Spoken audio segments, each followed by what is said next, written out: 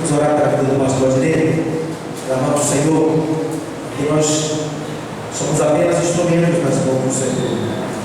Nós somos dependentes do Todo-Poderoso. O pastor Adnei não é autossuficiente, mas ele é dependente da graça e da misericórdia do Senhor. E ensinar sua batalha espiritual por muito tempo deve ser muito fácil, mas o Senhor tem suprido todas as suas necessidades. Convidar vocês a as suas mãos, vamos orar para o vida do pastor. Deus, eu quero pegar o teu servo nas tuas mãos.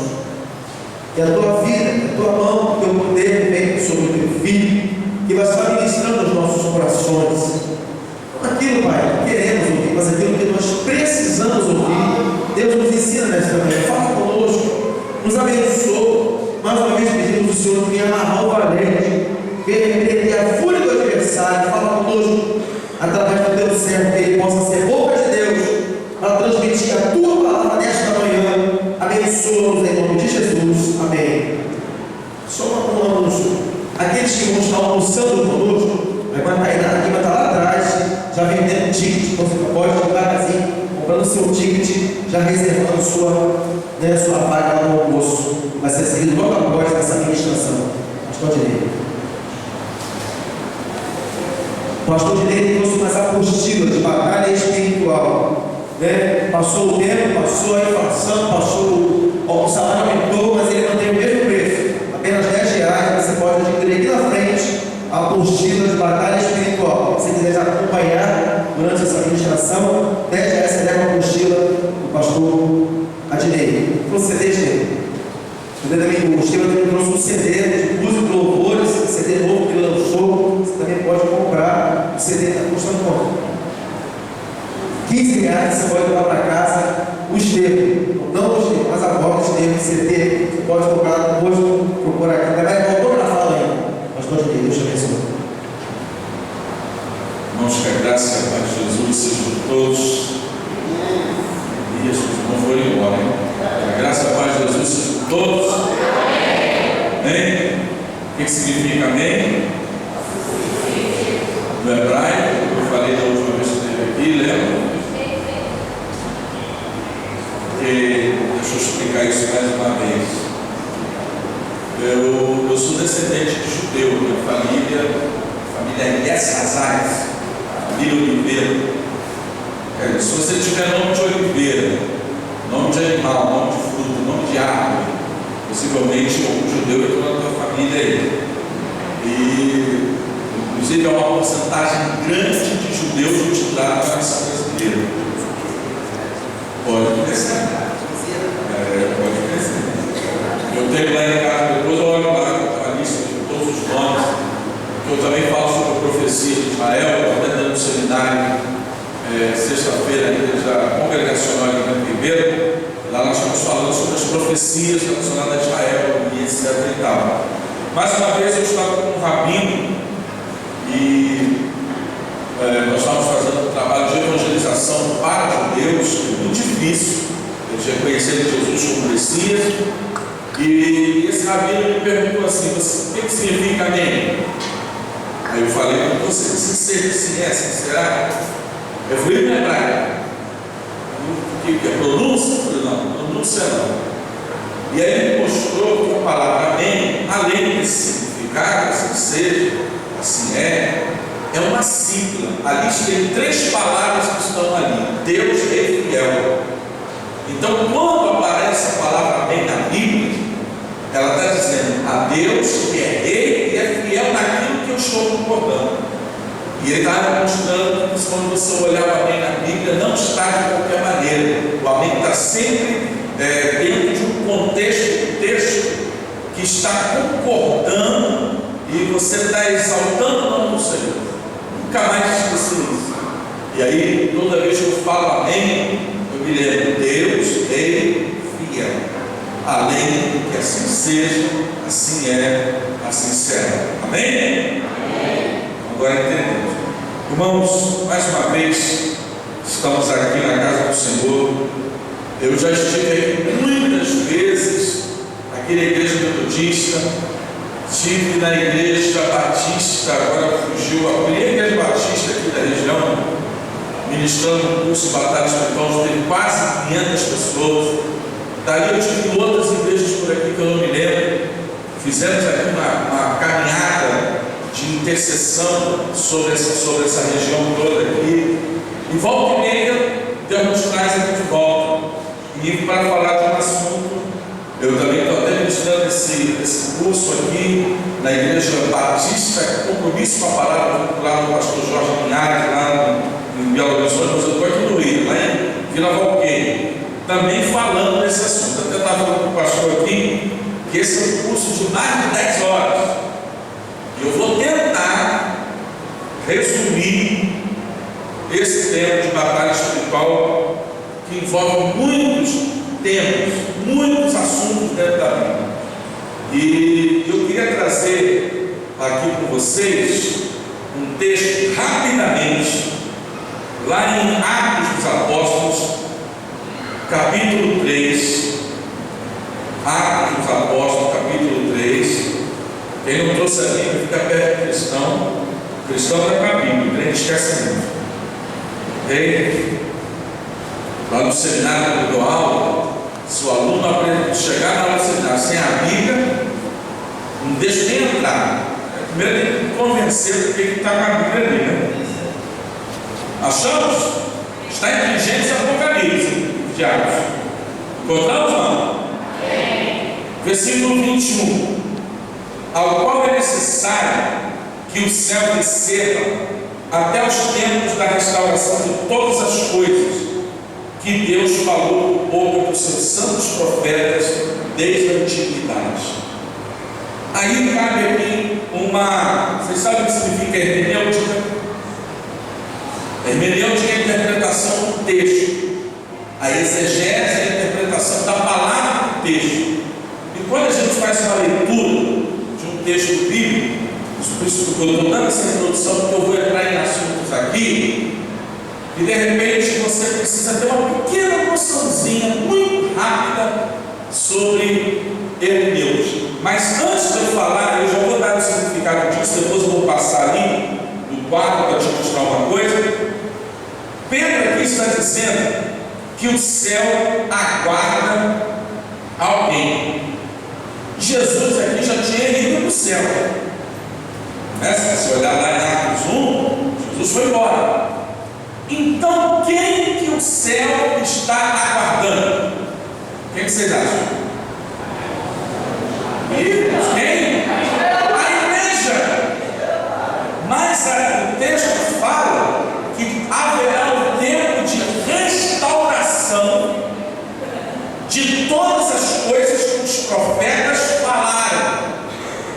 Aí quando aqui caberia, não vou entrar, um estudo sobre o que os profetas falaram no Antigo Testamento com respeito a palavras do futuro.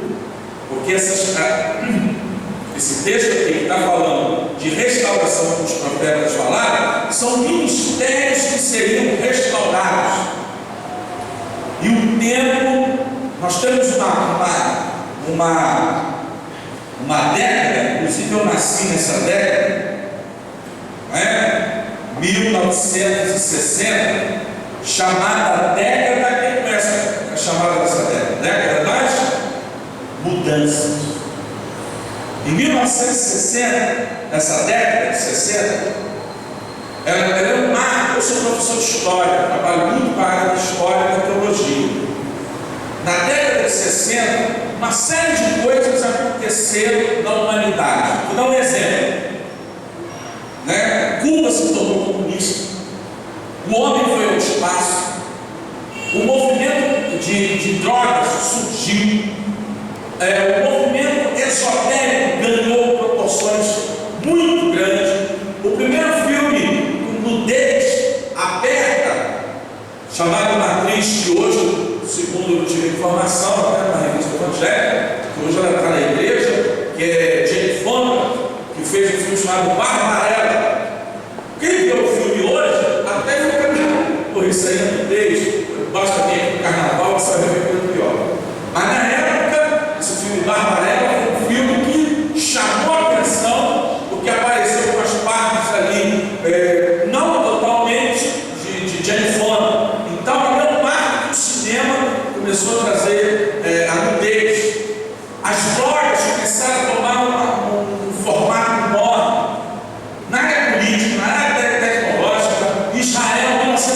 17, cumpriu-se uma profecia de Jesus em Lucas sobre a tomada de Jerusalém.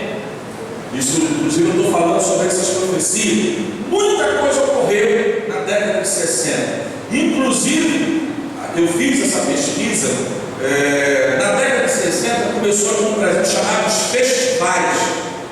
Quem lembra daqueles festivais que temos aqui, não era da época, mas pelo menos a televisão mostra, quando Caetano Veloso, Gilberto Gil e todo aquele pessoal fazendo aqueles festivais com aquelas músicas Record mostra.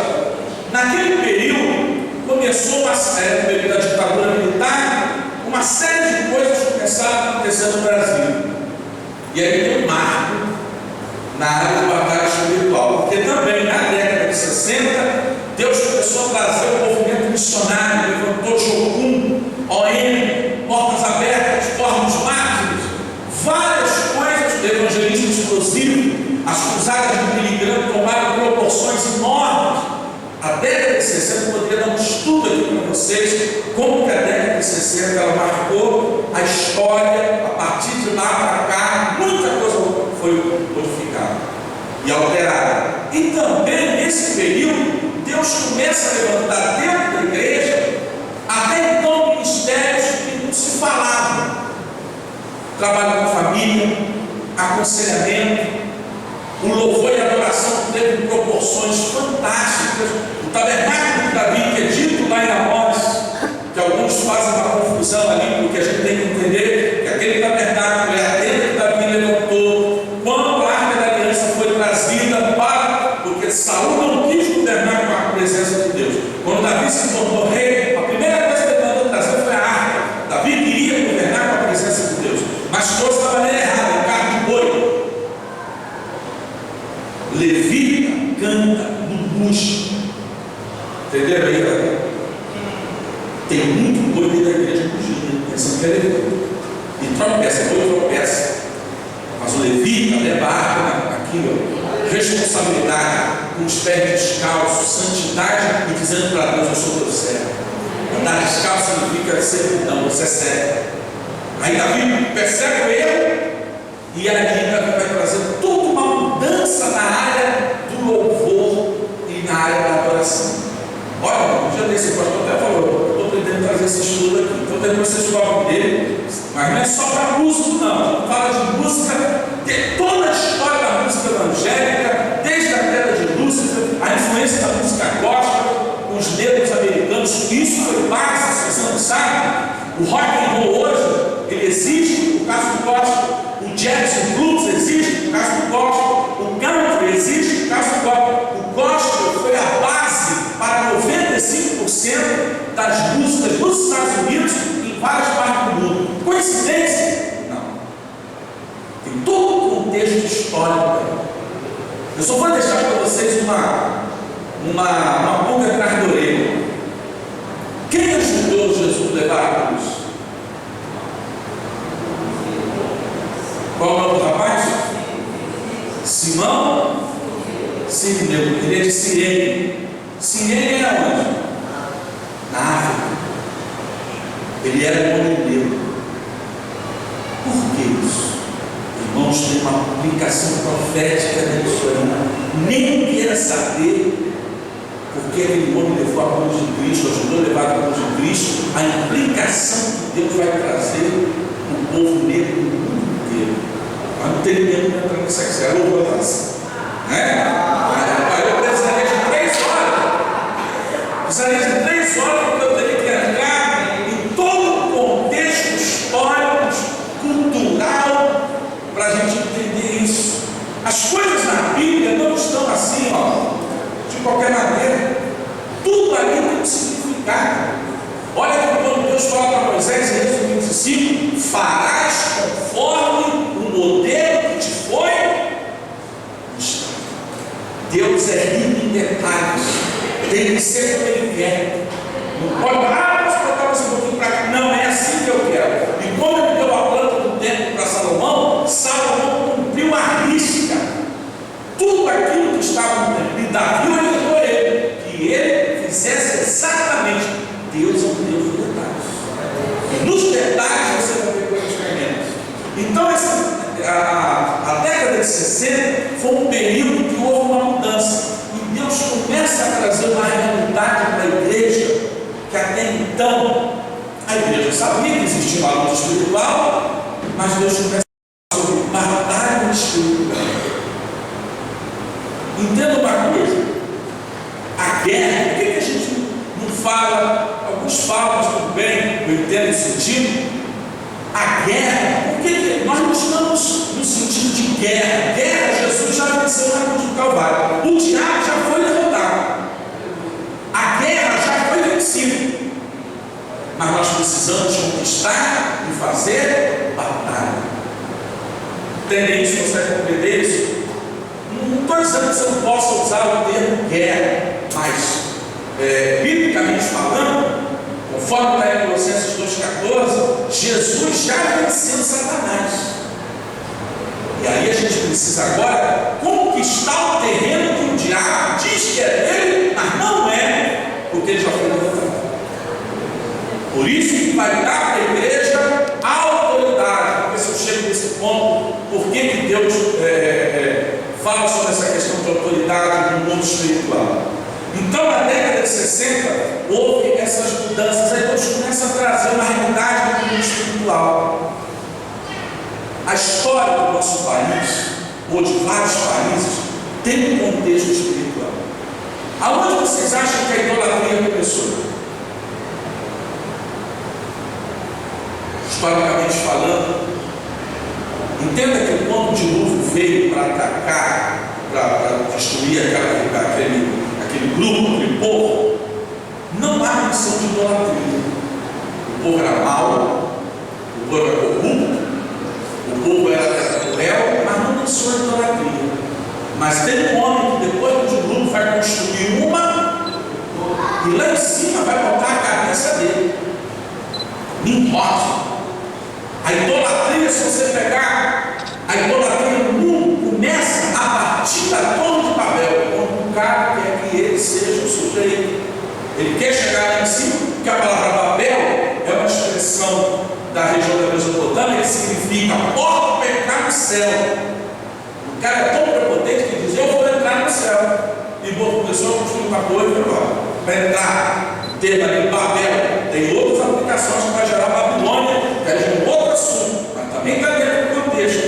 E ali vai começar a idolatria, porque aquelas nações vão se espalhar. Observa que os índios americanos fazem os totens, os egípcios fizeram as pirâmides, lá na Mesopotâmia tem os zigurates. Você vai ver que em vários povos há um poste de ídolo. Aquilo é uma lembrança que o diabo colocou na mente das pessoas como querendo chegar ao céu. Isso aí caberia a gente falar aqui sobre religiões comparadas. Como é que a gente compara as religiões? O diabo trabalha com as religiões. A gente acha que as religiões são totalmente diferentes umas das outras. Ok? Mas se você olhar na essência, ela é a mesma coisa. Aí está a grande estratégia do diabo. Você chegar e falar para um budista que ele é macumbeiro, ele se ofende. Mas se você olhar na base, ambos acreditam na reencarnação. E aí vai por aí fora. Até aí estamos compreendendo mais ou menos, estou sendo rápido. Sim ou não? Sim.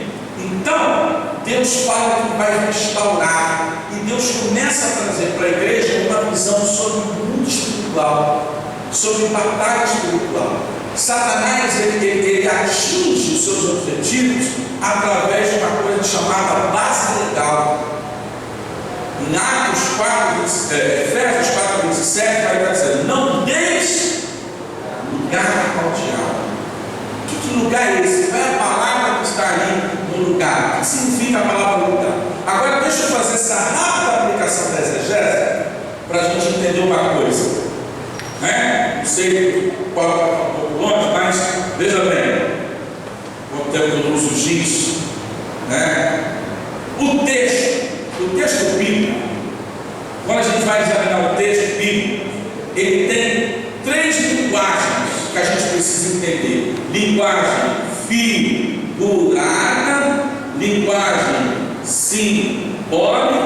Vou fazendo rápido, não dá para a gente consertar a letra aqui, senão não vai dar. E linguagem literal.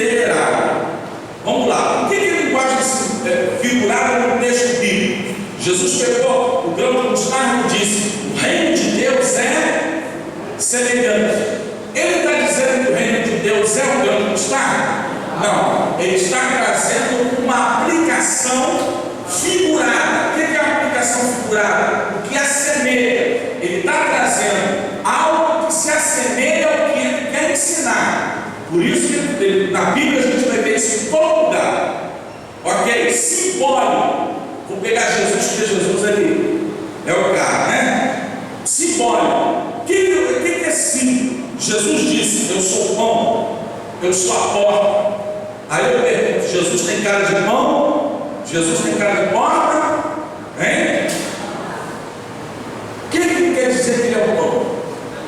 Alimento, porta, entrada, acesso.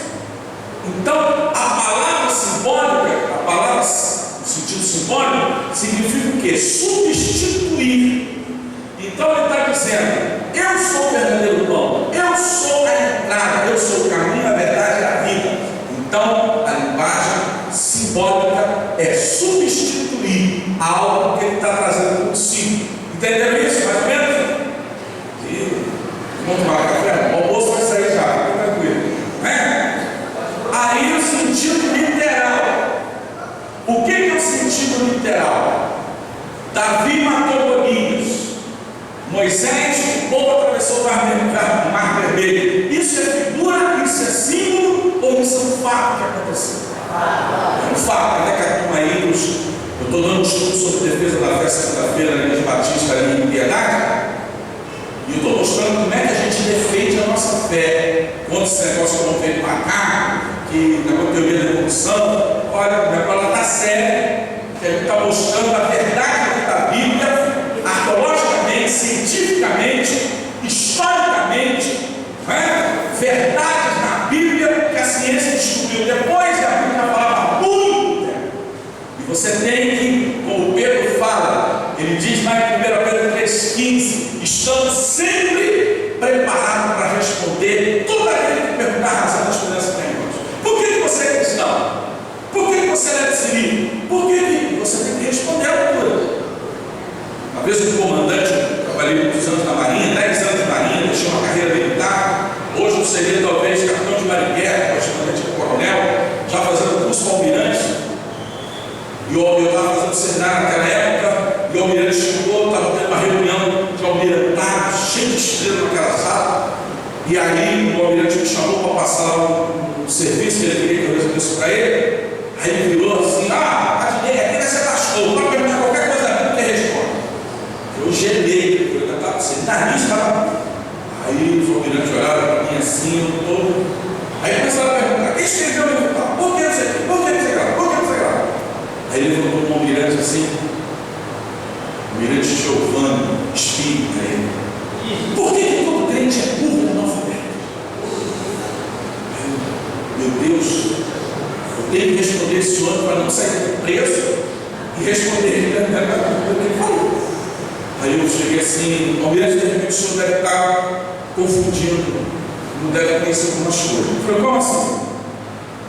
O senhor sabia que todos os presidentes americanos, exceto Kennedy, é de origem evangélica, protestante?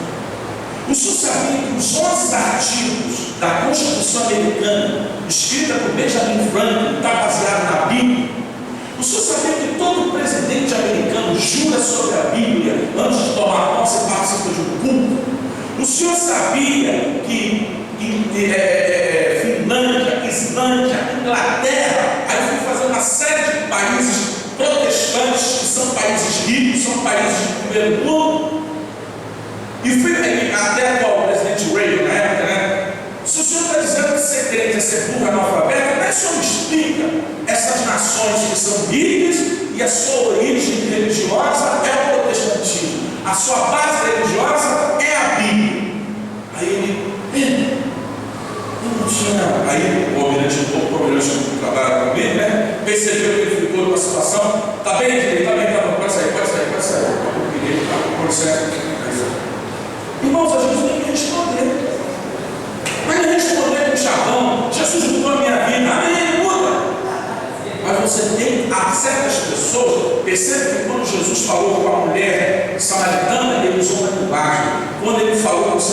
usou outra. Pode observar, Jesus, cada grupo falou de uma maneira diferente. E isso é estratégia evangelística. E quando eu estou defendendo a Bíblia, eu tenho que conhecer. Quando eu falo de religiões, o pessoal fica até meio espantado com isso. Se você quer pregar o Evangelho do Espírito, conheça não só a Bíblia, mas o Espiritismo. Você quer pregar para católico? Não, conheça a Bíblia e o catolicismo. Porque você tem que conhecer para você argumentar. Você tem que conhecer no sentido de prática. É você estudar sobre o assunto, porque Paulo, ele era um eloquente, conhecia a religião grega, os pensamentos filosóficos, por isso que a turma ficava meio assim. E com respeito à batalha espiritual, a gente também precisa entender bem a linguagem figurada, simbólica e literal. Aí eu vou botar o último adendo aqui, porque dá para a gente falar tudo. E quando a gente está lendo um texto, a gente tem que perceber se o texto é narrativo ou normativo. Qual é a diferença? Narrativo, o texto está narrando algo. Normativo, o texto está trazendo norma. Isso dentro da Bíblia. Mas às vezes o texto vai trazer essas duas aplicações aqui. Ele tanto está narrando, como ele está trazendo norma. Exemplo,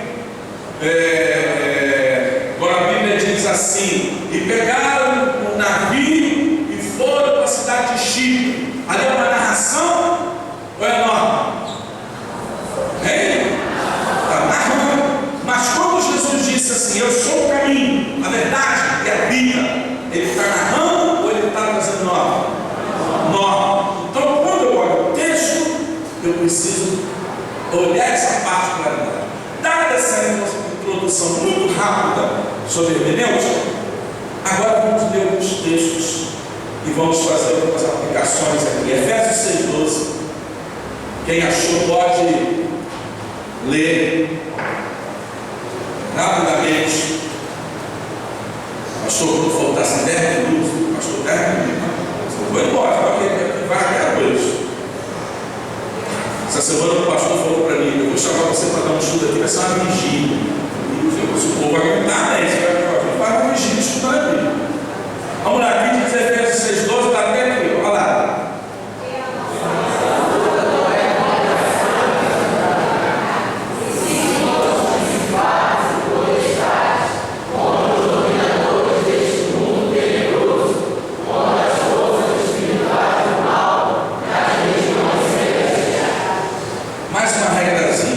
Quem escreveu isso? Quem escreveu isso? Eu ia botar a tradução, Jorge Amado e tal, eu ia botar o apóstolo Paulo. Escreveu para que cidade? Ele escreveu para quem? Por quê? O que está escrito? O que significa para nós? Quando eu li o texto, eu preciso saber quem está escrevendo o texto? Paulo. Ele está escrevendo para quem? O povo de igreja. O que está no texto? Isso. O que significa para mim aqui? Paulo está dizendo ali sobre uma luta espiritual, porque a cidade de Éfeso é da onde vai vir a Diana, que já estava lá, Diana dos Efésios, da onde virá a adoração a Maria. Porque o apóstolo João, quando Jesus, o pessoal entende errado, né? Quando Jesus está na cruz e diz assim: mulher, eis aí teu filho, eis aí tua mãe, pensam que ali uma coisa tão simples. Pela tradição da primogenitura, o filho mais velho, quando ele sabe que vai morrer ou ele pode morrer, ele passa a guarda da mãe com outro irmão. Mas os irmãos de Jesus estavam aonde? Todos pensando fora. Só estavam na cruz quem? Vamos lá, irmãos? Da família dele, quem estava lá? A mãe, algumas mulheres da Maria Madalena estavam, e tinha outra pessoa. O que eu quero falar aqui? João. Então Jesus fala o seguinte: eu não estou vendo um irmão aqui meu, pela lei, o filho mais velho poderia passar o direito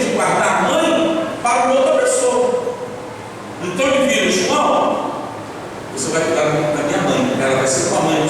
É isso que Jesus está falando. E quando ele vira para Maria e diz: Maria, eis aí o teu filho, ele estava dizendo para Maria: Maria, você sabe que a partir de agora, quando eu sair daqui, acabou o cordão umbilical. Eu não tenho mais relacionamento com você, como o quê? Você não será a minha, eu não serei o seu. Maria foi mãe do corpo de Jesus. Quando Jesus ressuscita, no céu, Maria não está chamando Jesus meu filhinho, e Jesus não está chamando mamãe. Mas aí uma turma aí tem totalmente o contrário, o texto é claro ali. Né? Vocês entenderam isso? Sim ou não? Sim. Que ali, esse detalhe dentro da Bíblia, a gente precisa observar, para a gente compreender qual é o contexto. Então João vai cuidar de Maria lá em Éfeso. Inclusive o túmulo de Maria está lá. Aí diz que ela foi para o céu, aquela coisa toda. É muito interessante, né? Qual foi o último apóstolo que ficou com Maria?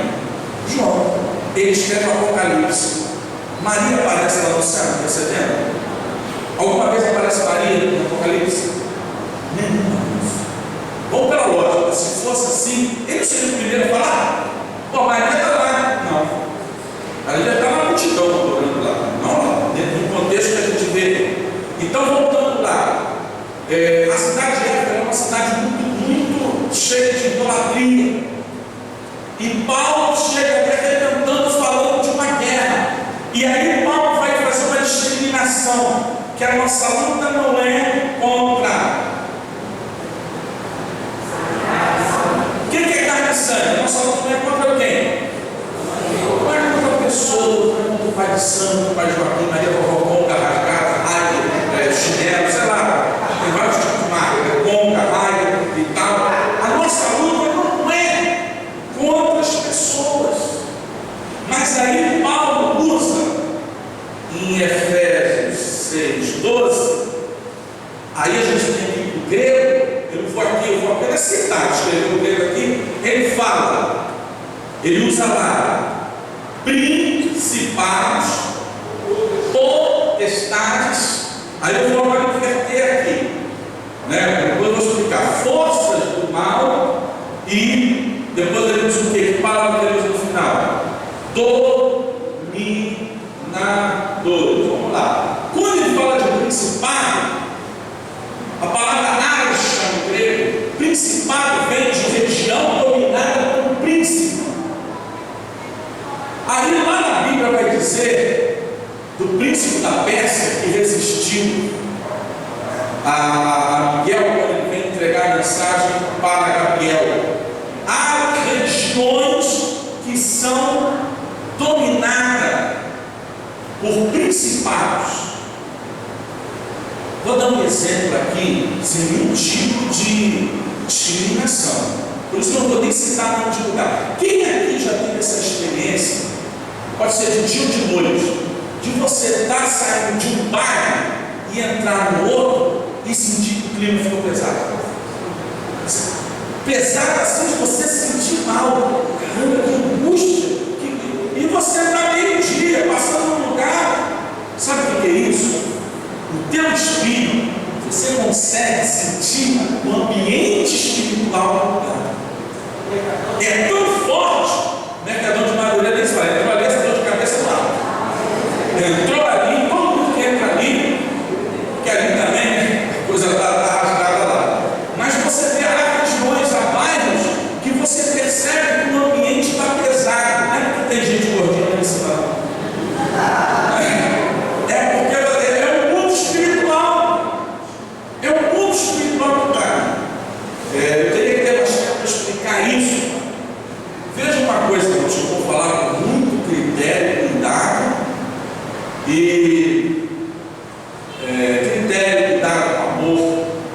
O diabo está por trás da idolatria, está? Tá, porque adora só Deus.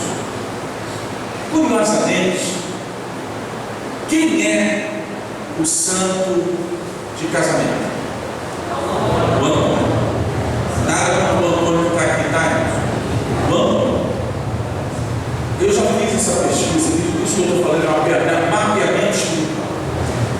O santo que o diabo estabelece, porque Paulo vai dizer que por trás demônio. Curiosamente, aquele lugar ali chamado Santo Antônio, ele é chamado Santo Pedro, casamento. Mas sabe o que acontece no lugar onde tem esse suposto santo? Sabe o que acontece naquele lugar? Separação de nós e problema de família. Aí tem outro lugar que chama Maria das Cabeças. Tem uma santa chamada Maria das Cabeças em volta dela. Esse lugar, quando você vai fazer uma pesquisa, eu já fiz essas pesquisas com outras pessoas, todo mundo tem problema de cabeça. A região começou muito problemática. Aí no lugar onde tem a igreja Pedro, pobreza. No lugar onde tem o Jorge, violência, morte. No lugar onde tem o Oxóssi, aquilo é o que se chama legalidade.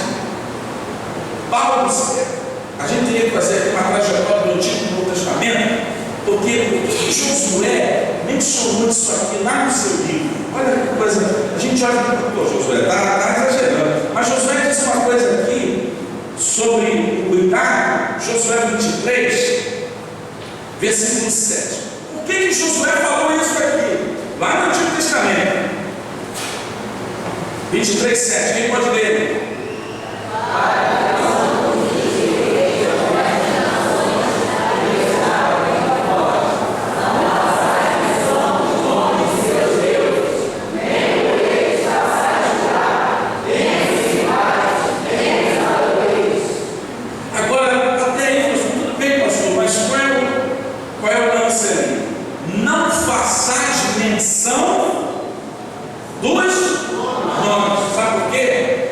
Você faz a menção de um nome de um Deus, você está chamando Ele, você está invocando Ele.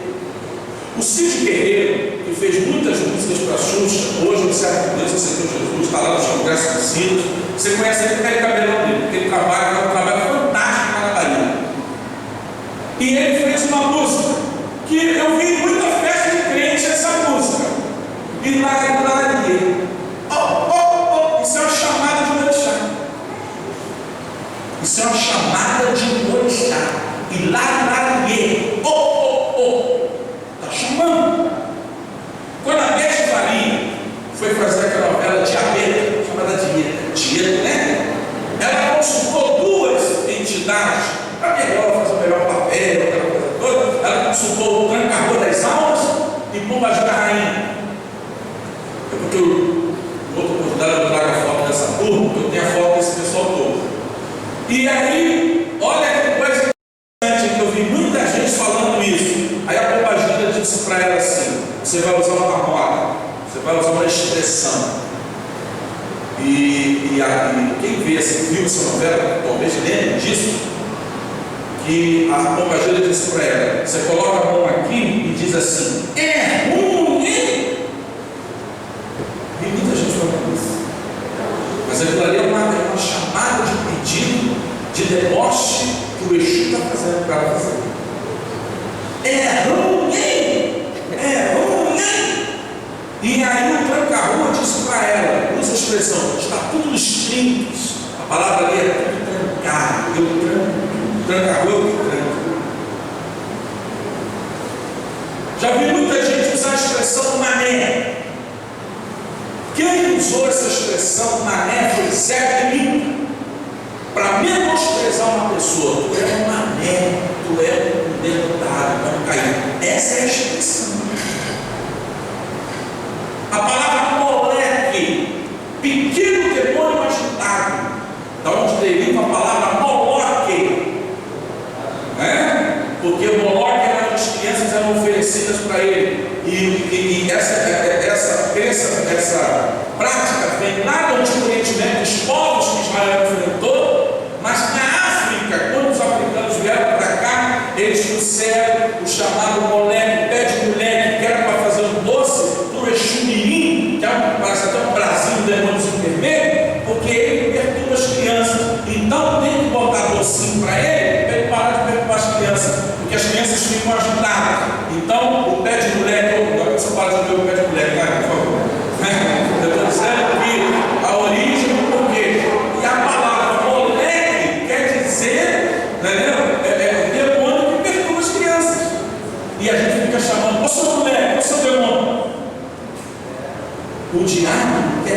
receber, ele quer legalidade, ele quer como agir na sua vida. Então, nós estamos falando aqui de príncipes. Aí depois Paulo fala de potestade, a palavra grega aqui é Suécia.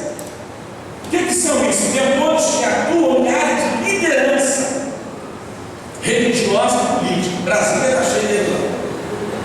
Porque esses demônios criam situações, ele gosta muito de dividir igreja.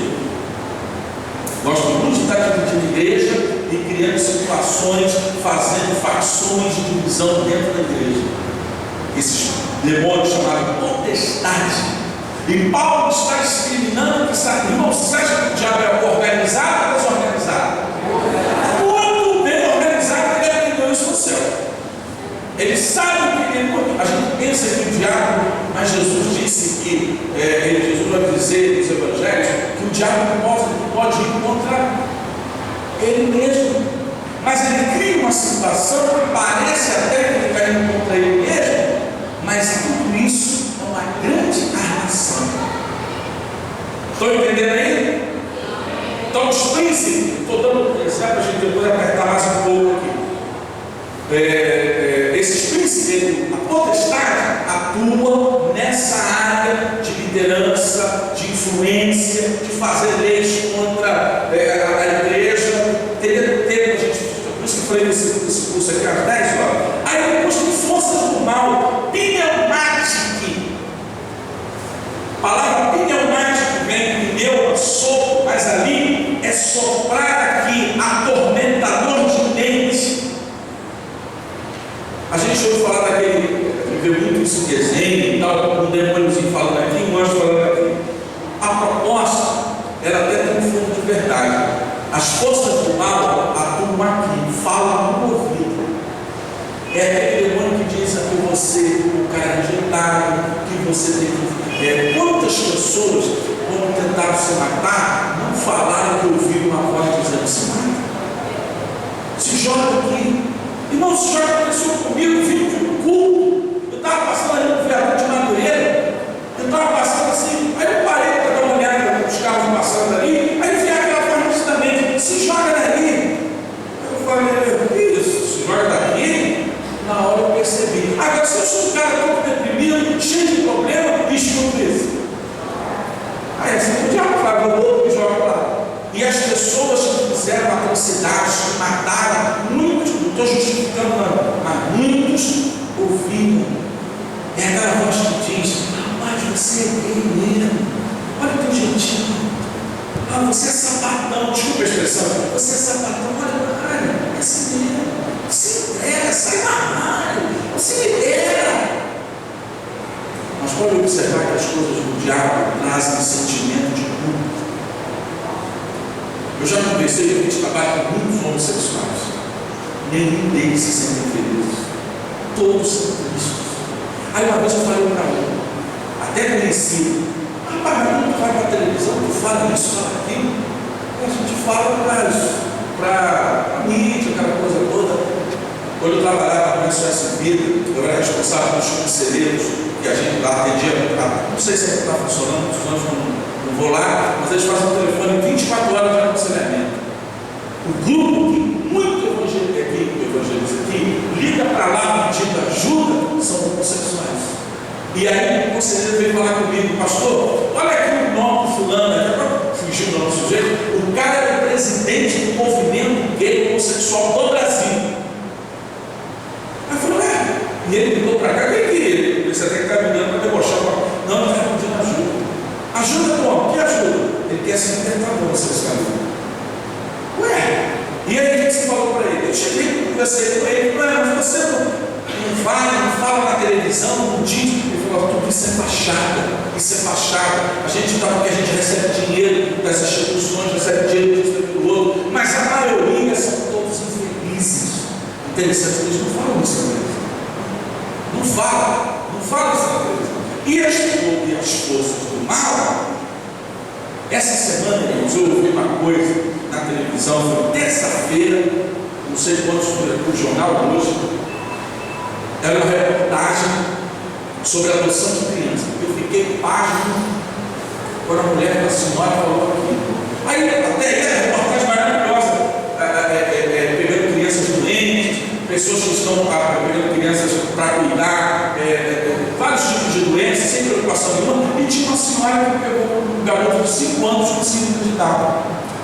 Aí até eu falei, pô, que coisa bonita e tal. Aí olha a mulher falando, mas aí eu vou cuidar dele, aí ele vai crescer, pode arrumar uma namorada, arrumar um namorado, hein? Que isso? Uma criança de 5 anos, simplesmente não, uma namorada. Para você ver como é que, quando Paulo vai dizer aqui, Coríntios, 2 Coríntios 10, olha uma coisa aqui, rapidamente, 2 Coríntios 10, 4, 3 e 4, porque embora andando na carne, não militamos segundo a carne, 2 Coríntios 10, 3 e 4, porque as armas da nossa milícia não são carnais, e sim poderosas em Deus, para destruir fortalezas, anulando sofisma. O que é sofisma? É uma ideologia plantada. O homem veio para cá, a terra tem 1 milhão de anos, o cara se é gay, tem que ser para a vida dele. Há uma ideologia, e Satanás está trabalhando com isso de uma maneira. Eu estava conversando com um grupo fazendo um trabalho com senhores e senhoras, pessoas com 60, 70 anos. Eu vou perguntar aqui, talvez algumas aqui. Há 20 anos atrás, a gente ouviria essas coisas na televisão? Ouviria? Quando a gente falava de homossexual, era uma coisa meio ali, aqui e tal, as pessoas não tinham. Mas hoje é um frenesi. Mal acabou uma novela aí do capeta com 2 homens, agora tem uma outra chamada Família do Diabo, que agora tem 2. Em família não, em família do capeta. Tudo. E se você não sabe, o nosso amigo governador e aquela, desculpa a expressão, perturbada na Marta Suplicy, querem acabar com o Dia dos Pais e o Dia das Mães, porque agora tem 2 pais e agora tem 2 mães. Então há um preconceito. Mas sabe onde nós estamos encontrando resistência? No comércio. Porque acabou o Dia dos Pais e a mãe vão perder. Então os comerciantes estão num lobby violento para que isso não seja aprovado. Porque agora você vê, irmãos, tem que botar dia da família. E a gente vai e gosta disso. Irmãos, a luta é séria. Lutar com o diabo não é só expulsar o demônio das pessoas. O demônio também está aqui, passando informação, trazendo ideia. Eu vou mostrar já um texto. Deixa eu só fechar essa parte aqui e vou mostrar um texto. Como é que isso é trabalhado? Aí depois nós temos os dominadores. Eu vou voltar aqui.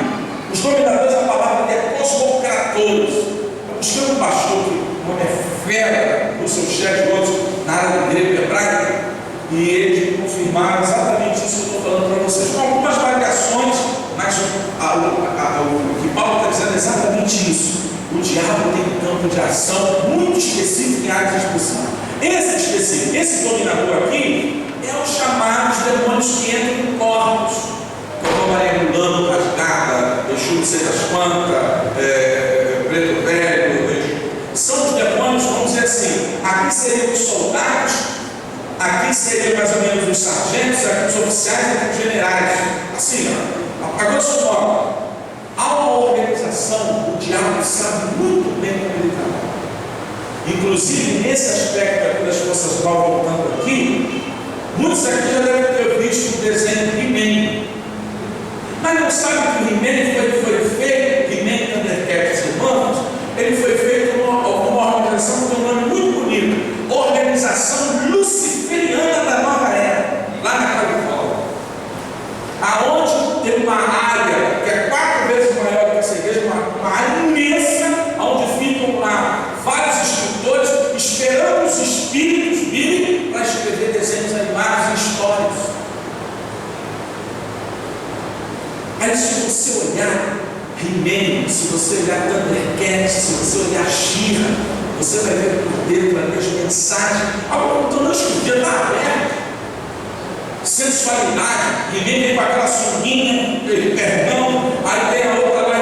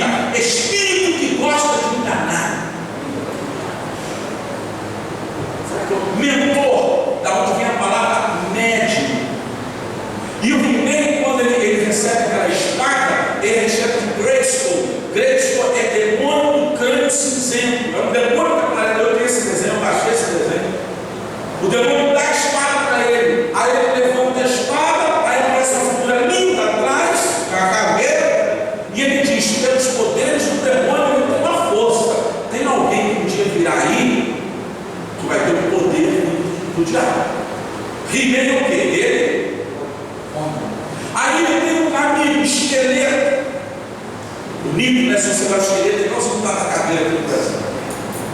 Igual. Aí tem mandíbula, homem de ferro, maligno. E mora numa montanha chamada montanha da serpente, jogando sangue. Olha o sagrado sangue que sai na cabeça. Coincidência? Nada. Aí Shiva mora na chamada floresta do sussurro, que fala no ouvido. Aí cheio de coelho, cheio de fada, cheio de não sei o quê. A proposta sendo colocada ali. A criadora do Harry Potter, há pouco tempo, o cara foi feito o último filme. Aí ela me perguntava, por que ela não continua a série? Não leva todo dinheiro. Aí ela contou a história que todo mundo achou que era uma jogada de marketing para ganhar dinheiro. Ela contou que ela estava querendo escrever alguma coisa, sim, escrever qualquer tipo de assunto. Apareceu um espírito na casa dela, no quarto dela, com as roupas que o Harry Potter veste, isso ela falando, e disse para ela: eu vou te dar uma história para você escrever, e você vai ficar rica e famosa, mas você tem que escrever exatamente como eu te falar. E ela foi escrevendo toda aquela história, e aí vai ter um final, porque não vai ter uma continuação. Aí todo mundo queria que ela tivesse uma continuação e tal, mas ela ouviu direitinho aquele. Aí ela fala isso, eu estava vendo a reportagem dela em inglês, as pessoas rindo, e ela contou, mas aconteceu isso. A Xuxa, quando fez um filme chamado Os Doentes, não sei quem lembra desse desenho, Os Doentes, ela disse que o doente apareceu na casa dela, quando ela morava em Vargem Grande, ali naquela região de Jacarepaguá, ela viu aquelas mãozinhas do doente na cama dela, levou um susto, e o doente apareceu e falou para ela: você escreveu uma história sobre a gente? Ela fala isso abertamente e escreveu isso. Eu não estou aqui, irmãos, dizendo que tudo está cheio de demônio, que tudo está cheio disso e daquilo outro, mas eu quero mostrar para vocês agora. Vamos abrir. Eu ia falar aqui da queda de Lúcifer, mas vai dar, vai ficar. Vamos abrir 2 Coríntios 2:11. Quero mostrar um negócio para vocês aqui. 2 Coríntios 2:11. Possivelmente algumas pessoas vão estar diferentes, mas isso não tem problema. Quero mostrar uma coisa muito interessante. Vamos lá? Quem pode ler? Vamos ler tudo. Está ali? Vamos lá. Me diz aí.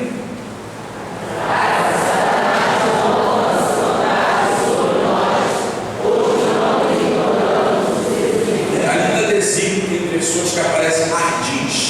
Aí Efésios 6:11, 6:11. Vamos lá?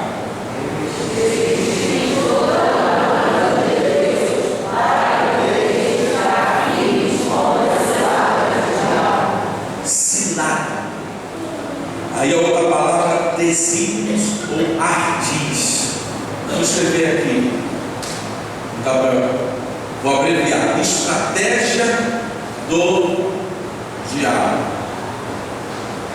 Quando você vai buscar essa palavra no grego, de 2 Coríntios 2:11, desígnio, ardis, o que significa isso? Eu fui buscar isso. Tem um pastor americano no livro chamado Intercessão Mundial, que ele fala isso com uma riqueza fantástica. Ele diz: aí eu vou abreviar quais são as palavras, porque às vezes você pode dizer assim: poxa, pastor, uma palavra tão pequenininha significa tanto. A gente sabe que a Bíblia foi escrita em quantas línguas? Principais: hebraico e algumas frases em Esther e Daniel, aramaico, frases, e depois o grego. Não é? Então, algumas palavras do grego e do aramaico, por exemplo, se eu falasse assim: eu amo você das tripas, das minhas tripas.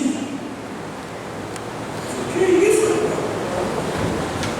O grego, o povo grego, quando ele queria dizer sentimento, ele falava aquilo que vem das tripas.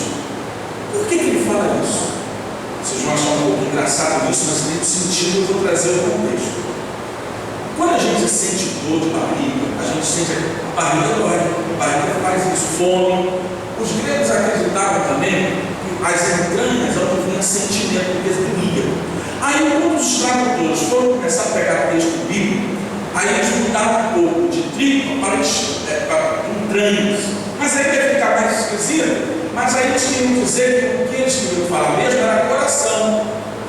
Há países que a Bíblia não está escrito assim: escondi a tua palavra no meu coração, está escrito: escondi a tua palavra no meu pulmão, escondi a tua palavra no meu rim. Porque naquele país, naquela cultura, o coração, o pulmão é a sede do sentimento, o rim é a sede do sentimento.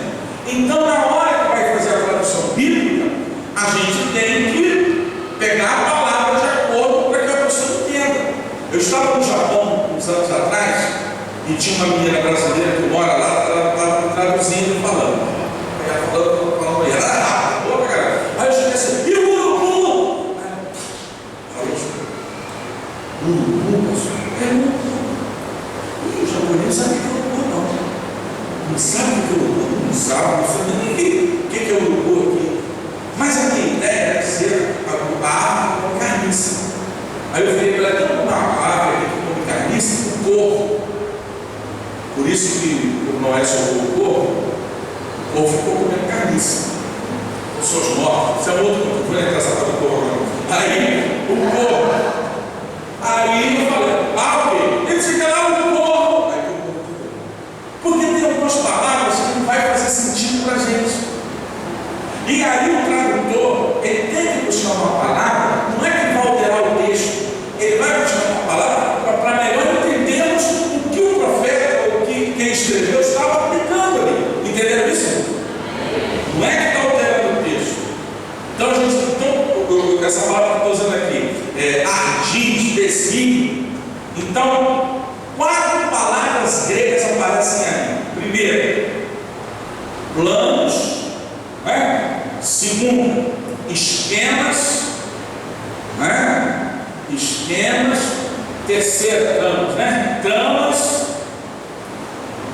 Tramas. E a última, projetos. Projetos.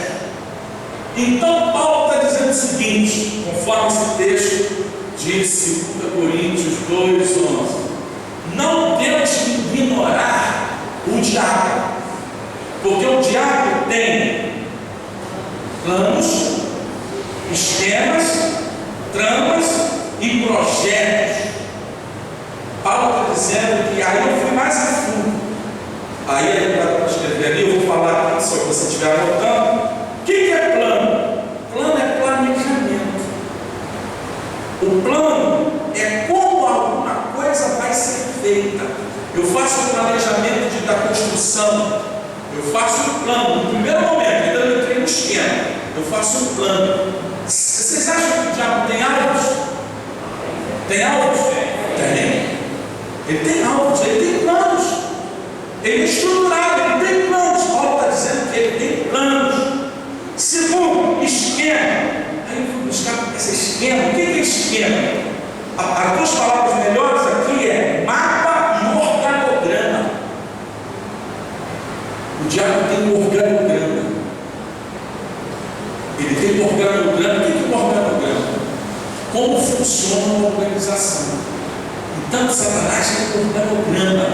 Irmãos, pensa que o diabo não sabe o que está acontecendo nesse seminário aqui, esse congresso. Ele sabe ou não sabe? Sabe. Já arrumou alguma coisa. Mas se a igreja está em oração, ele já se deu mal a outros. Porque a gente não sabe o que está acontecendo aqui em cima. O diabo vai estar criando, talvez algumas pessoas eram para estar aqui. Eu vou falar do texto de 1 Tessalonicenses 2:18. E não chegaram. Mas não chegaram porque não puderam. O diabo barrou o caminho. Aí eu vou explicar o que é isso, barrar o caminho. Ele barrou o caminho. Porque a gente pensa que a nossa luta sai da mão. Pensa que não, ela envolve olha, eu estou resolvendo esse assunto aqui. Muita coisa que eu estou pulando aqui. Então ele tem plano, ele tem esquema. Como é que eu vou te mudar aquela igreja batista? Tem que ir, olha, não é só todas as igrejas. Aí o terceiro, trama. Essa palavra trama, ela vem de passe, engano.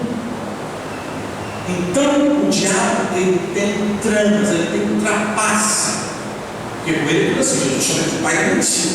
Ele ultrapassa. Como eu vou enganar? Aí aquelas pessoas lá do Chico Xavier, eu baixei lá alguns documentários falando de espiritismo, aí o cara fica lá.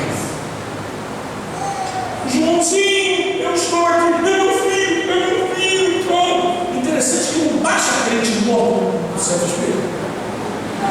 Agora não baixa pastor, evangelista, os crentes fajutos para aparecer lá. Mas não baixa. Por que eu estou para conversar com o espírito, cara? Vem cá, já baixou com o pastor aí? Pentecostal, perigoso e tal. Agora como é que o diabo faz isso? Vamos supor, nosso irmão aqui, não é espírita não, mas ele é um cético, não acredita em nada. Mas aí, ele é muito amigo do nosso pastor João. Muito amigo.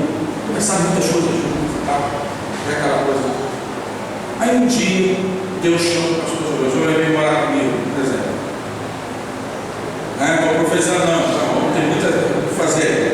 Aí, o diabo falou assim, eu quero trazer aquele sujeito para mim. O diabo tem planos comigo, tem esquemas comigo.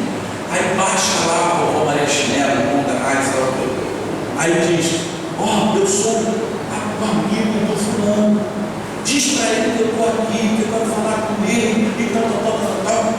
Aí um amigo chega, rapaz, lá no templo, na tenda que você tem lá, aquele teu amigo baixou lá e fala contigo. Aí cadê ele? Você não acredita nisso não, rapaz, sai fora.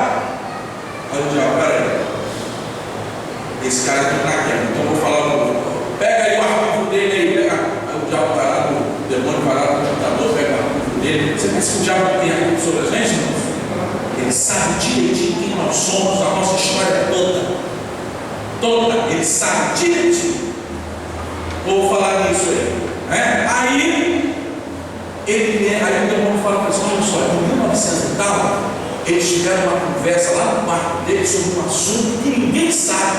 Só ele e fulano, agora o fulano morreu, só ele sabe. É ele. Aí baixa lá para o fulano, quem diz para o fulano de tal, que na noite de 1950, numa passagem de ano, nós estávamos no quarto e nós conversamos um assunto assim. Você acha que agora ele vai lá? Porque falou uma coisa que, ele não é cristão, tem compromisso com Deus. O cara falou uma coisa que só eu fui acreditar, sabe? Aí quando chegar lá, o diabo vai contar a vida dele toda, vai falar tudo o negócio dele, aí o cara, meu Deus, esse é o lugar. É assim que o diabo faz.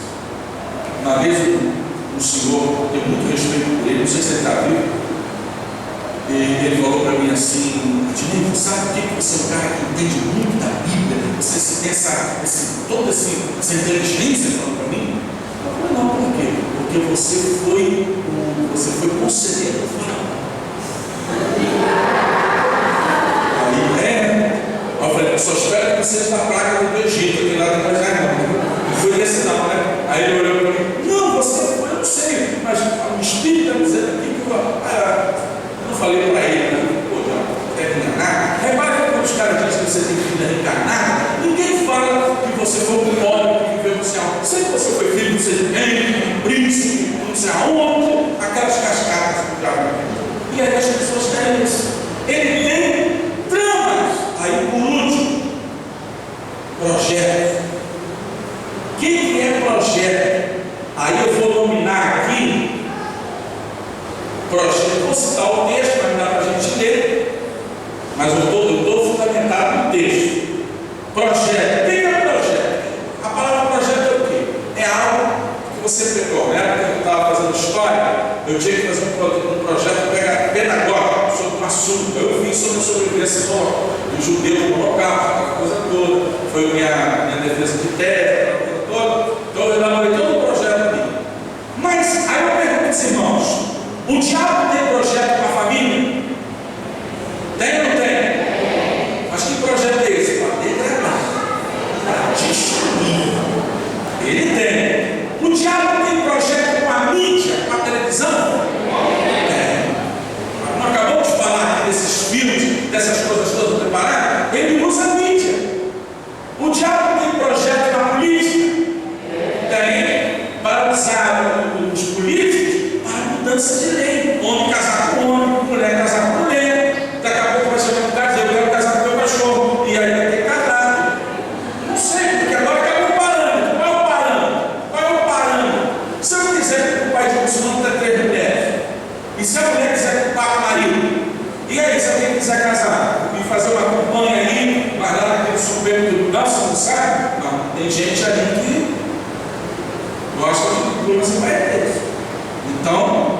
no esquema, né? Então, ele tem projeto com a família, ele tem projeto de mídia, ele tem projetos com ideias, pensamentos. Tem ou não tem? Você não vê que a televisão, quando lança uma propaganda, rapidamente todo mundo está usando aquilo? Tem gente que não sabe a origem das coisas. Agora eu vou falar um negócio aqui, não fiquem preocupados com o que eu vou falar. Vou dar muitos exemplos para o pessoal não ficar assustado. Mas eu professor de história, eu gosto de forçar as coisas, minha esposa, olha, fiquei em casa, eu passo para um jornal, vou para outro, estudo de cheio, eu tenho 2 HD portáteis de 1 tera, não tem mais nada. Estou querendo saber se tem algum HD portátil de 3 para botar mais, porque é muita coisa que tem. E eu gosto muito de estar vendo, estudando, examinando, buscando, né, informações, e a gente começa a ver como que o diabo planta algumas coisas através do cinema, através da música, através. Você pensa que ele não trabalha com música? Trabalha?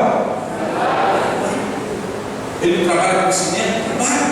Com as novelas? Principalmente. Eu estou dando aqui um resumo, porque daria vários exemplos de como Satanás trabalha com o pensamento, fazendo com que a pessoa passe a acreditar naquela ideologia e defender aquela ideologia. Uma coisa errada.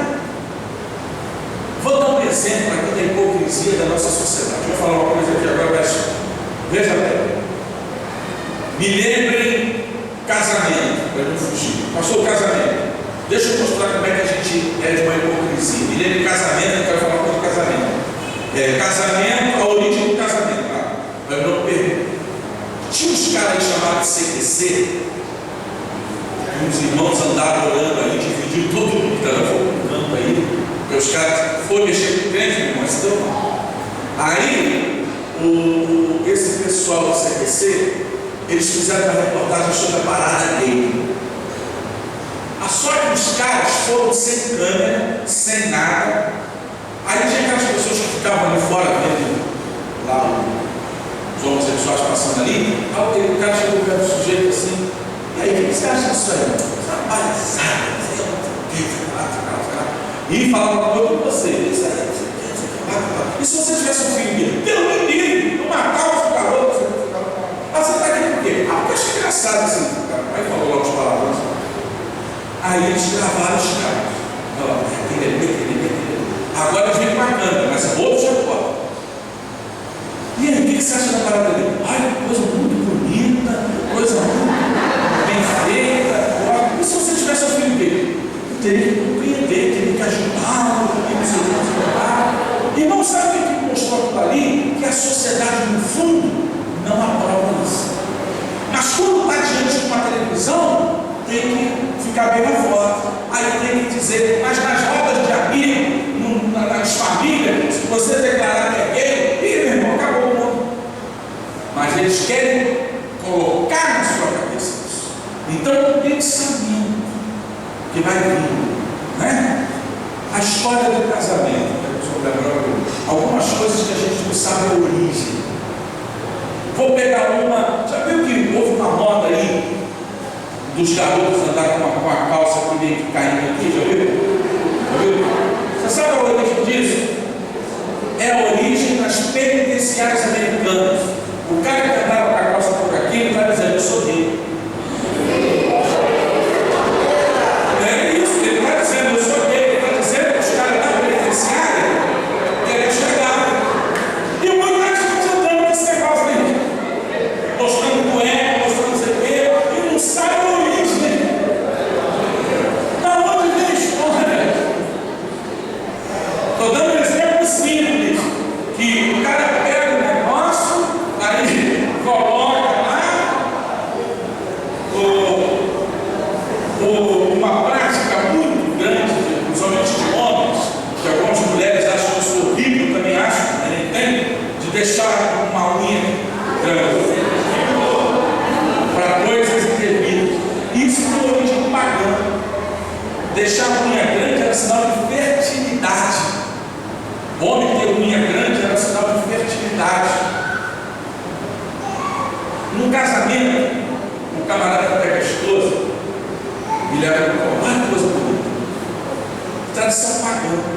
pelos romanos, quem tem que botar o primeiro pé na casa do homem, essa mulher entrar da azar. Por isso que ele leva a mulher.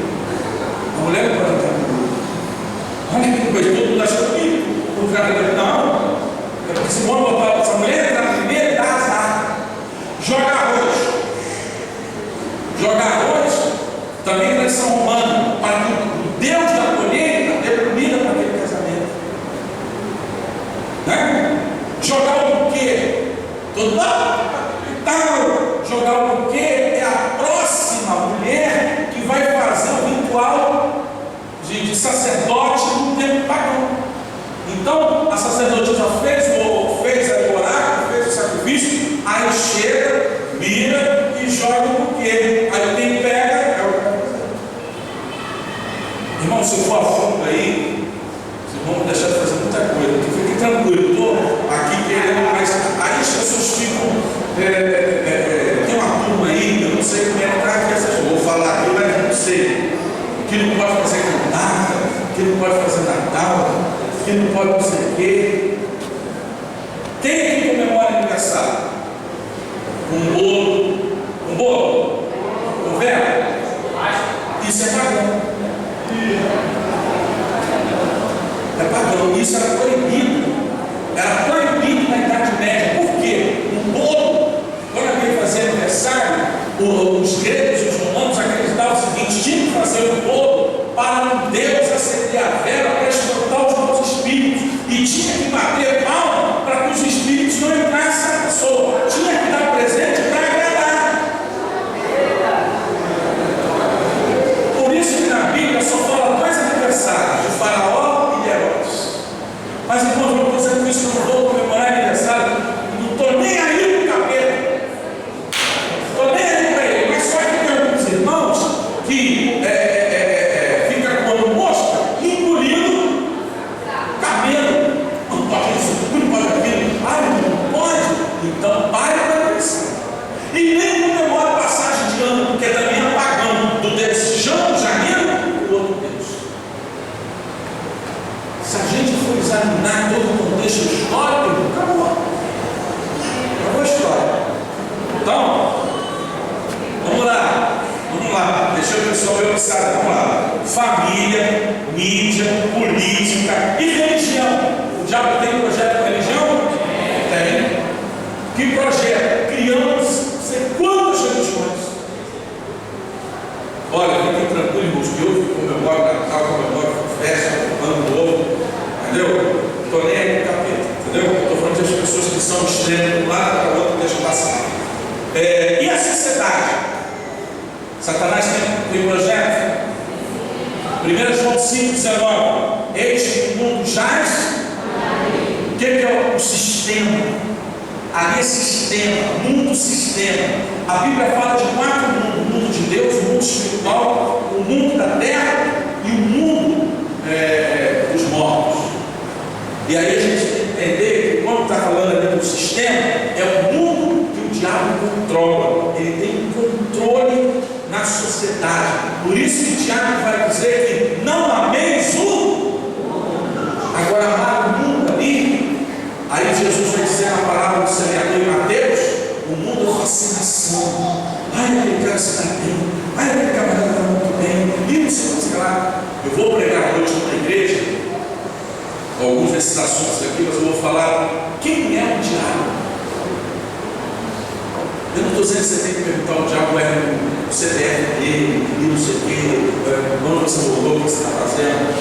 Mas tem muito crente ali brincando com Satanás. E o diabo está doido.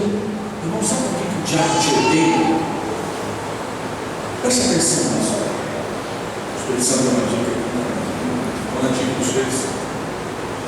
Muitas pessoas pensam que a queda de Lúcifer se deu por ele achar que ele ia tomar o lugar de Deus, é verdade.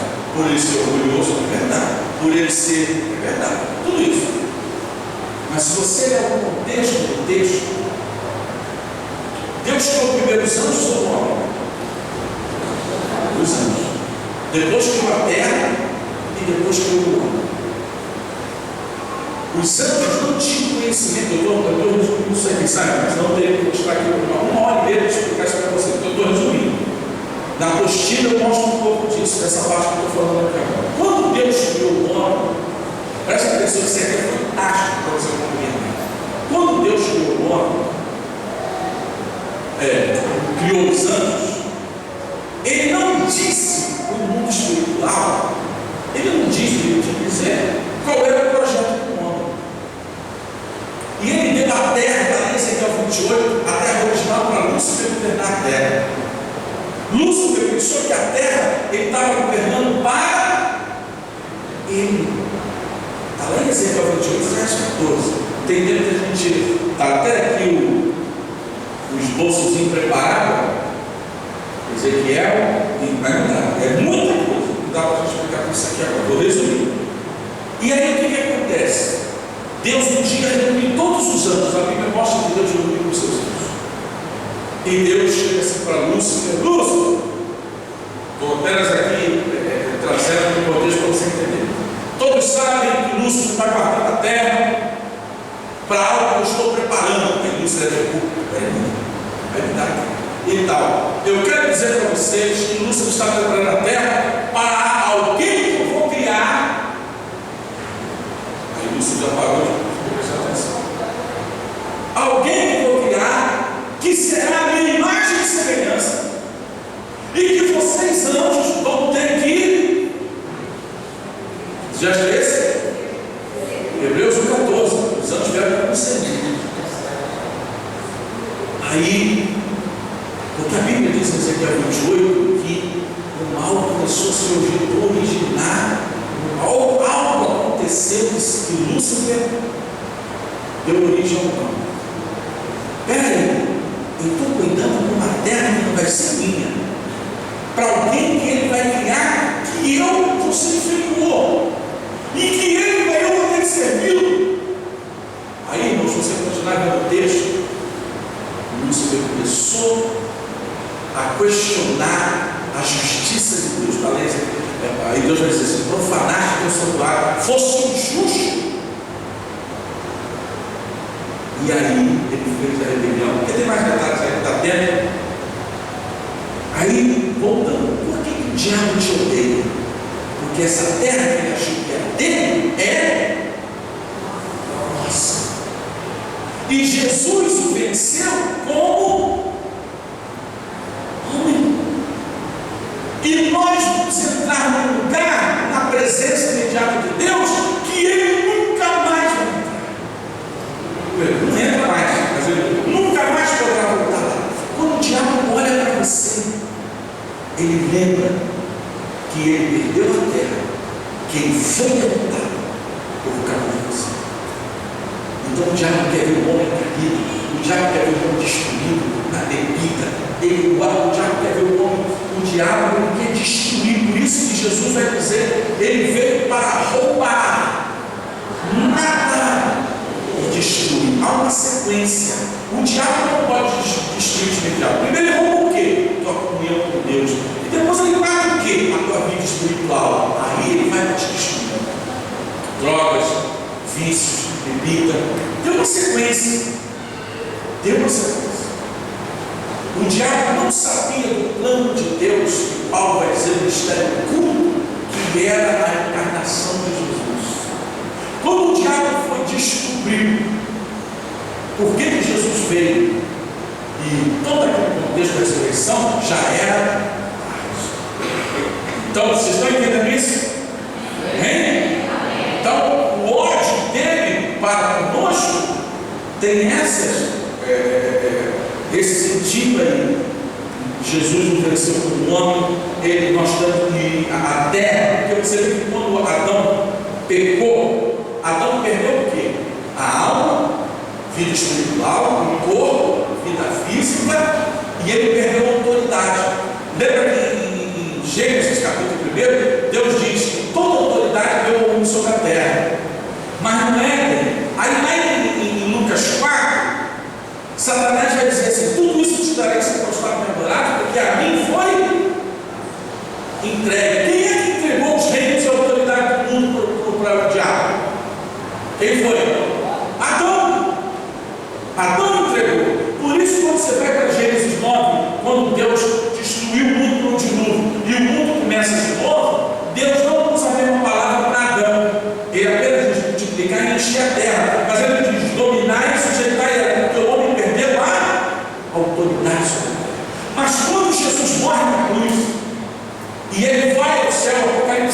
mostra a entrada dele, que os discípulos estão vendo em Atos 1, e ele pega da mão de Deus aquela escritura, ali ele devolve a autoridade para o homem, mas só que agora não dá para o homem em geral, porque o homem está no pecado, mas Efésios capítulo 1, ele deu essa autoridade para quem? Para a igreja. Entenderam isso? Conseguiram o que eu estou falando? Questão de tempo. Isso aqui é precioso. Esse estudo aqui a gente tem que trabalhar muita coisa para vocês entenderem que a batalha espiritual, ela envolve tempo, ela envolve estratégia, ela envolve vida com Deus, ela envolve uma série de coisas. Então Satanás tem projeto para a família, mídia, ideia, política, religião, sociedade. Aqui nesse ponto, vamos ver se dá para me falar. Abra o 1 Tessalonicenses 2,18. 1 Tessalonicenses 2,18. Olha que coisa. Apóstolo Paulo, hein? O que Paulo quer dizer com isso aí? Vamos lá? Ninguém achou? Está lá no telão, cadê?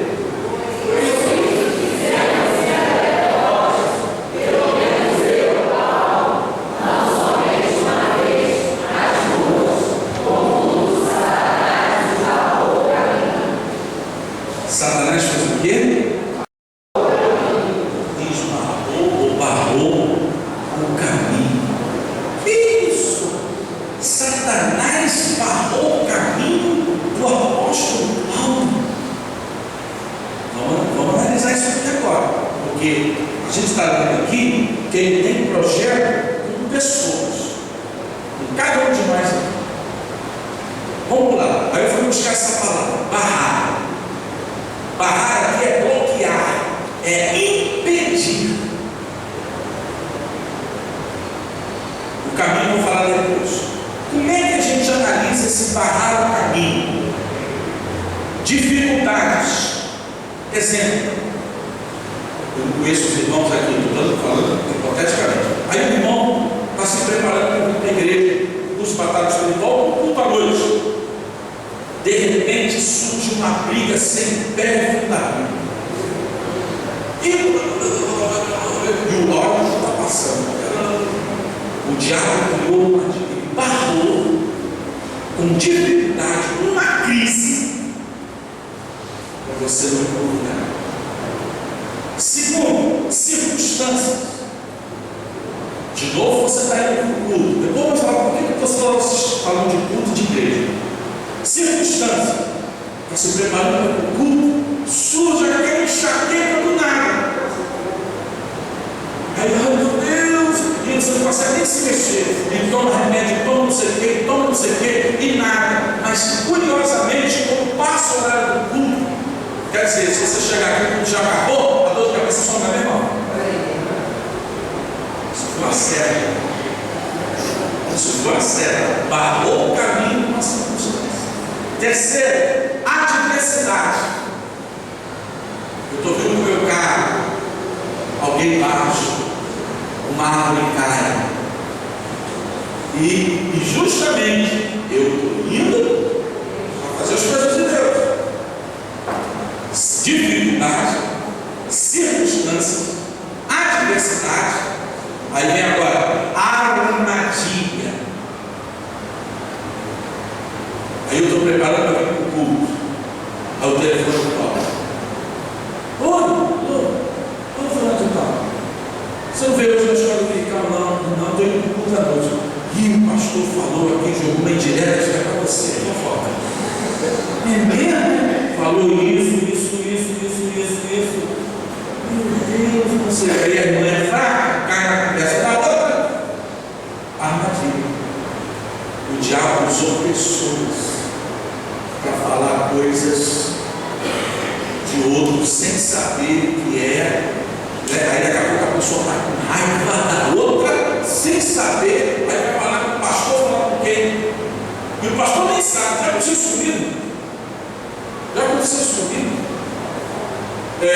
Outro exemplo simples, pouco, mas que pode acontecer, pode ter Você está passando aqui na rua, você está cheio de coisa na cabeça, pensando em resolver os problemas. Aí passa um irmão lá.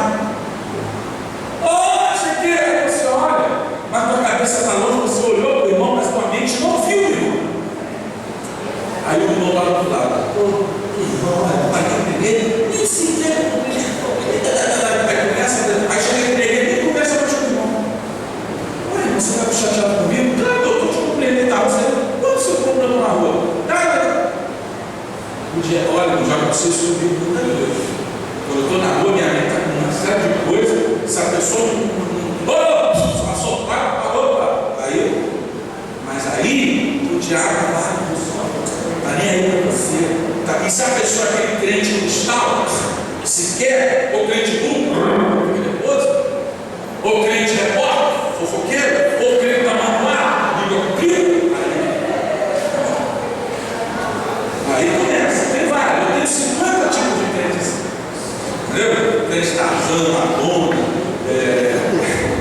crente Zorro, aqui ele é mascarado, fora de outra pessoa. Aí tem muitos desses aí. Aí ele cria fofoca. E esse agora, irmãos, esse barrar o caminho. Preguiça.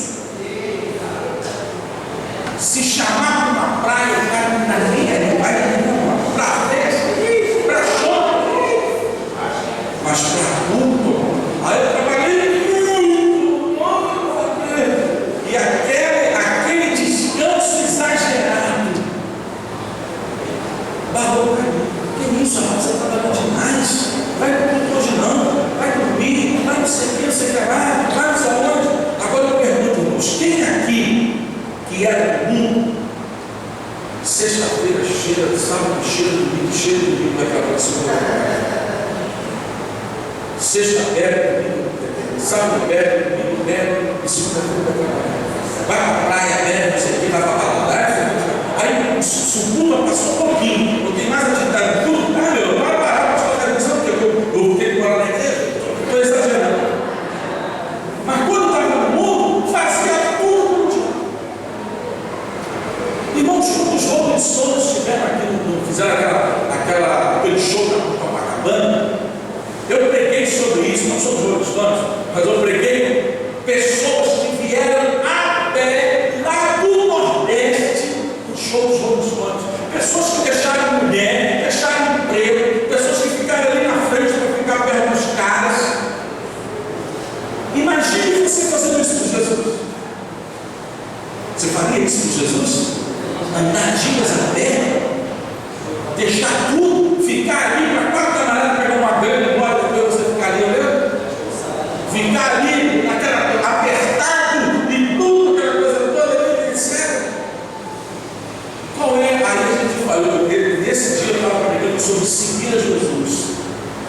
Até onde você renuncia dentro de Jesus? Ou é blá blá blá blá blá blá blá blá blá blá? Então, barrar. Agora, o que é o caminho?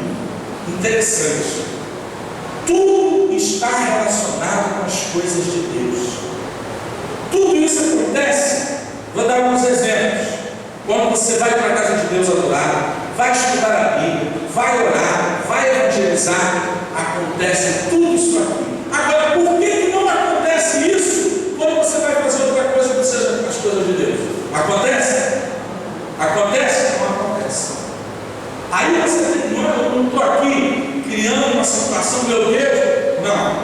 Analisa. Acontece isso. Aí você está preparado para ir para a igreja, aí chega aquela parede na tua casa. Eu já visitei uma parede. Se chegar no domingo, aí comigo eu culto. Chegar no dia de programação de igreja, eu já aviso. E marcar aniversário no domingo, eu não vou. Eu estou falando isso para crentes. Para carinho, só se for pregar o evangelho. Aí a gente até, mas eu vejo crente fazendo culto domingo, eu marcando aniversário domingo, de atividade do Senhor.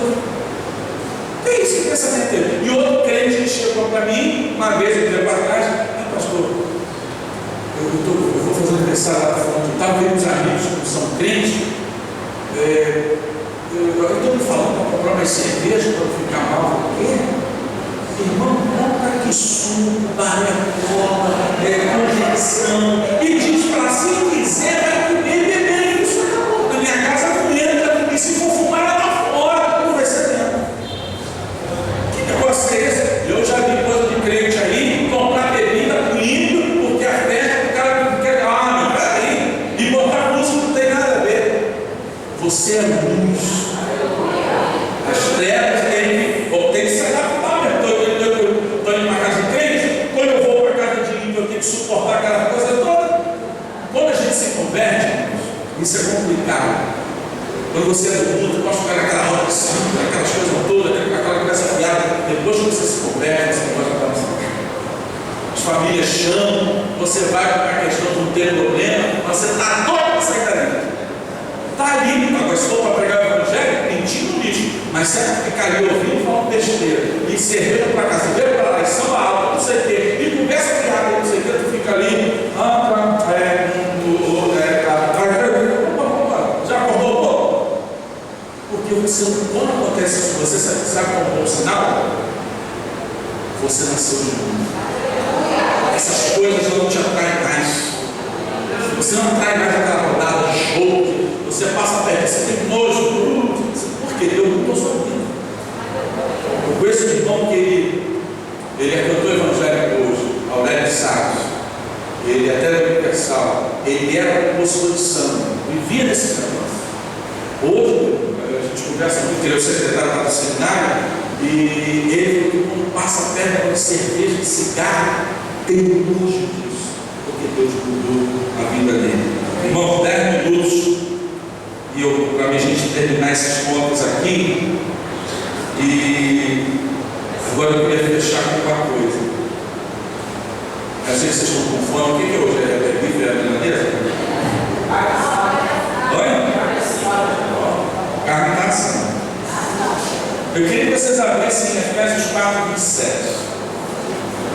Não sei se vai aqui, o bicho vai pegar um pouquinho, tudo bem. No bom sentido. O que diz aí nesse texto? 4, 27. Não deixe lugar ao derrotado, partido e etc. Agora, essa palavra lugar, quando Paulo está falando aí, é um termo grego que significa topos, que é documento. Aí examinando o que ele está falando, porque se não deixa lugar, ele não está falando para as pessoas do mundo, ele está falando para as pessoas na igreja, ele está escrevendo para a igreja. Como é que eu estou no lugar? Aí temos a palavra, essa palavra todos, essa palavra lugar, ela significa vias de acesso, área de jurisdição e base legal. Depois agora tudo. Vias de acesso. O que é via de acesso? Autorização e permissão. Pedro vai dizer que o diabo anda. O que usa esse termo diabo na internet? Quem já viu algum filme, documentário de animais? Está aquela montoeira de animais lá naquela planície. O leão aparece de repente, vem aqui! Ou ele vem. Olha, você vê que o leão, o pato, eles todos vêm lá. E ele se fica contra o vento, o cheiro dele ruim, e ele pega aqueles animais que estão o quê? Desgarrados, olha aí, desgarrados, estão fora. Então ele vai pegar a oportunidade, autorização. Aí eu pergunto, mas eu posso autorizar o diabo a entrar na minha casa? Exemplo, o diabo está querendo entrar na casa do crente. Aí, como é que eu vou entrar na casa desse crente? Não tem uma via de acesso. Aí de repente, está lá vendo filme que não é para ver, ouvindo música que não é para ouvir, falando coisa que não é para fazer. Aí, opa! Aí na mesma hora, abre o quê? Abre um acesso. Aí esse Budazinho aqui. Ah, isso aqui é apenas um enfeite. Ah, você comprou isso aqui. Isso aqui é apenas um não sei o quê. Eu fui na casa de um irmão da igreja batista, já tem uns anos isso. Ele era capitão do exército. Ali na Vila Militar, na área militar, a esposa dele estava tendo um problema muito sério. E ele não conseguia resolver. O soldado dele fazia parte da minha equipe. Aí ele falou com o cara, né? Falou para ele: olha, você não quer vir um grupo aqui orar na sua casa? E a gente fazer um culto aqui? Ah, não, estou trazendo. Ele era crente, pode trazer uma pessoa. Aí entramos. Quando entramos na casa dele, na hora eu olhei para a esposa e olhei para o quadro de uma cidade toda. E ela olhava para o quadro e olhava para mim. Aí na hora Deus falou assim: ali havia de acesso, ali um lugar que o diabo não. Aí a gente fez o culto, a gente cantou, e ela olhando para mim, ela não sabia quem estava olhando, e me olhando para o quadro. Aí eu cheguei e falei assim: capitão, não me lembrou do capitão. Sabe qual é o problema aqui na casa? Irmãos, essa senhora, ela não falava, ela era muda. O problema está aqui. Pum, bati no quadro. Aí o demônio estava lá. Ah, não põe a mão, eu cala a boca, vamos para trás. E ele levou um susto porque eu pegava. E alguém tinha dado um presente naquele quadro. Eu falei assim: o senhor me permite olhar esse quadro? Por favor. E ela, aí fazendo aquele negócio para ficar mexendo. Aí quando eu puxo o quadro atrás, tinha um ponto riscado de uma cumba para atingir a família. Oramos por ela, foi liberta, queimamos o quadro atrás. Tem outros pontos da história, vão ficar só nisso. O diabo não quer estar nem aí, ele está buscando um acesso para entrar na tua casa. Aí nesse ponto, a área de jurisdição. O que é a área de jurisdição? Limite em determinada área. A polícia de São Paulo está atrás de um bandido e ele cruza a fronteira do Rio de Janeiro. A polícia pede permissão ou entra? Ela pede permissão à polícia do Rio porque está atrás do camarada por aqui. Você acredita que o diabo ele tem uma área de jurisdição? Primeiro ele quer um acesso para entrar na tua vida. Agora ele vai buscar uma área que ele possa atuar. O que esse crente anda dando vacilo? Não ora, não lê a Bíblia, não entrega dízimo, está com a vida impura, está imoral. O diabo não vai te atacar numa área que você está forte. É numa área que você está fraca e que deu para ele uma área de jurisdição. Ele só vai atacar naquela área. Por isso que a gente vê alguns irmãos aparentemente bem em uma área e totalmente ruim em outra. É porque naquela área o diabo está atuando. E ele tem que parar para ver isso aí. Não tem tempo da gente falar totalmente da armadura de Deus, mas vocês já estão entendendo aí. E por último, base legal. O que é base legal? Base legal é o que está escrito no documento da palavra lugar: legitimidade, permissão e ofício. O diabo só nos ataca se ele tiver base legal. O diabo não ataca cristão se o cristão está muito bem. Ele só vai atacar quando ele percebe que tem base legal. Entenderam isso? Sim ou não? Sim. A base legal. O diabo não vai. Você está vendo uma vigília, um jejum, subiu uma montanha, foi buscar cheio de poder. Já vai te atacar ele? Vai? Não. Mas ele é covarde. Ele vai atacar quem da tua família da brecha. Pode ter certeza. Como ele não pode te enfrentar de frente, assim, aí ele vai perturbar, às vezes, uma esposa que está vigilante, um filho, um esposo, ou qualquer outra pessoa, ou um ímpio, para te tirar a paz. Quando eu dei esse curso de batalha espiritual com as igrejas, graças a Deus eu estou aprendendo aqui, eu estou bastante, continuo orando. Pessoas foram atropeladas, faltou luz só dentro da igreja, não tinha luz. Lá no recreio, na igreja do Paraná, todo lugar estava com luz, só dentro da igreja estava sem irmãos eletricistas e eles não conseguiam entender. Aí eu falei, pastor, eu sei o que é, vamos botar ele para orar aqui. Agora, em nome de Jesus, tira a mão do diabo. Teve um culto que os irmãos viram isso acontecer, cascadura, uma congregacional, agora fugiu o nome da rua, a caixa de som levantou no ar e caiu. Todo mundo vendo. Aí tinha gente até meio, não sei se pensava que era tudo de mágica, mas era mágica. Era o diabo que não gostava que o povo aprendesse aqui. Por quê? Isso aqui está abrindo os nossos olhos para o mundo espiritual que sai. E se a gente não perceber, ele vai ter a vantagem para nos atacar. Via de acesso, área de munição e base da igreja. Irmãos, nós vamos ficar, acho que já deu para vocês entenderem, para o primeiro veio aqui.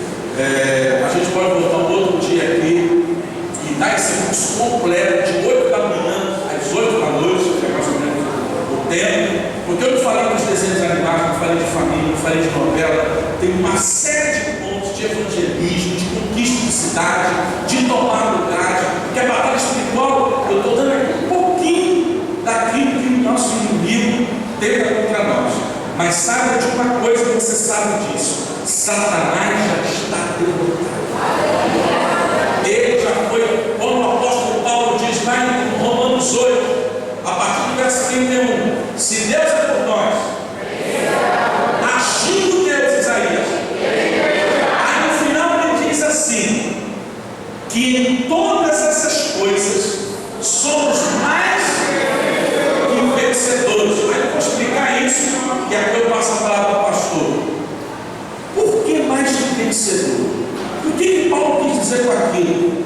Vou dar um exemplo para você, para ilustrar. Imagina que você está aí assistindo uma luta de boxe. E o sujeito venceu no bolso dele. Aí ele recebe o cinturão. Aí ele chama você e te dá o cinturão. Ué, mas você não lutou. Mas você recebeu. Você não lutou na cruz, mas Cristo lutou na cruz e venceu. E Ele já te deu o cinturão da vitória. Por isso você é mais que vencedor. Você não lutou e Jesus lutou por você e te deu a vitória. O sentido é esse. Você já tem a vitória. Então você tem que dizer para o diabo: sai, vai para a lua, vai para Marte, vai pegar um ET, sai daqui, porque aqui é o teu lugar. Agora a igreja tem que tomar posse disso. Amém? Irmãos, que Deus abençoe. Se quiserem me abençoar, leva as apostilas ali. Eu ainda vou dar um curso desse, vocês estão me ajudando muito. Olhem por mim, a luta não é fácil. Mês que vem agora eu vou começar uma maratona de estudo, segunda, terça, quarta, quinta, sexta, sábado, ministrando seminários em vários lugares.